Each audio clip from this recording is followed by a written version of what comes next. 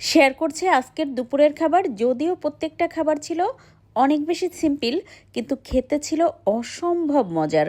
আমরা বাঙালি, আমাদের কি প্রত্যেক দিন ওই পোলাও, মাংস, বিরিয়ানি ভালো লাগে বলেন তো? আমরা তো এই সিম্পল খাবারগুলো খেয়েই অনেক বেশি তৃপ্তি পাই। যাই হোক, আজকে গরম ধোয়া ওঠা ভাতের সাথে নিয়েছিলাম লাল লাল ঝালঝাল করে আলু ভর্তা।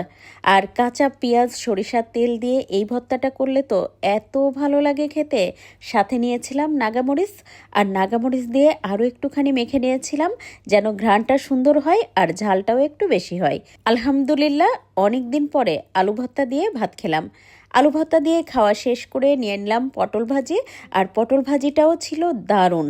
শুধুমাত্র লবণ আর হলুদ দিয়ে পটলটা ভাজি করে সামান্য একটু লবণ নিয়ে তার সাথে নাগামরিচ দিয়ে মেখে নিয়ে যখন এটা মুখে দিয়েছি, সাথে সাথে ঝালে আমার মুখটা লাল হয়ে গেছে। এত ঝাল ছিল। আর বর্ষার সময় নাগামরিচ অনেক বেশি ঝাল হয়, ঘ্রাণও অনেক সুন্দর হয়। পটল ভাজি দিয়ে খাওয়া শেষ করার পরে এবার প্লেটে নিয়ে নিলাম ডিম ভুনা। আর ডিম লাল লাল ঝালঝাল করে ভুনা করেছিলাম, সাথে তো নিয়েছিলাম আরও একটু নাগামরিচ। এবার কিন্তু অতটা বেশি নিইনি, এবার সামান্য একটুখানি শুধুমাত্র ডলে নিয়েছি যেন হালকা একটু ঝাল হয় আর ঘ্রাণটাও পাই। ডিম দিয়ে খেতে আমার খুব একটা ভালো লাগে না, তার উপরে আজকে ডিমের কুসুমটা হয়েছিল শক্ত, আরও ভালো লাগছিল না।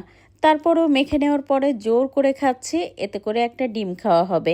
নর্মালি আমি সকালবেলার ডিম পোস্ট করাও খেতে খুব একটা পছন্দ করি না, ওই যা একটু ভাতের সাথে খাই ওটাই। ডিম আমার খুব একটা পছন্দের খাবার না। যাই হোক, কুসুমটা ভাতের সাথে মেখে নিয়ে ডিমটা দিয়ে জোর করে খেয়ে নিলাম। এবার প্লেটে নিয়ে নেব আমার পছন্দের তরকারি পোয়া মাছ। শুধুমাত্র পেঁয়াজ কুচি আর সাথে শিলপাটায় বেটে নেওয়া অল্প কিছু মশলা দিয়ে পোয়া মাছটা হালকা ঝোল রেখে রান্না করি, খেতে অসম্ভব মজা হয়। এভাবে রান্না করে দেখবেন, অনেক বেশি ভালো লাগবে। আজকের পোয়া মাছের তরকারিটা সত্যি অনেক বেশি মজা হয়েছিল, কিন্তু আমাকে আরও একটা মাছের তরকারি দিয়ে খেতে হবে বলে তাই আমি একটা পোয়া মাছ নিয়েছি। এবার নিয়ে নেব কাঁচা কলা দিয়ে শিং মাছের পাতলা ঝোল। এই গরমে মাঝে মধ্যেই আমি শিং মাছের পাতলা ঝোল করি, অথবা অন্য যে কোনো মাছের পাতলা ঝোল করি। ওই যে পেঁয়াজ, রসুন আর তার সাথে গোটা জিরা, ধনে একসাথে তেলে লাল লাল করে ভেজে নিয়ে, আমাদের এলাকায় বলে ফোড়ানি, ফোড়ানি দিয়ে রান্না করি। আর অল্প মশলা দিয়ে এই রান্নাটা করলে এত ভালো ঘ্রাণ আসে।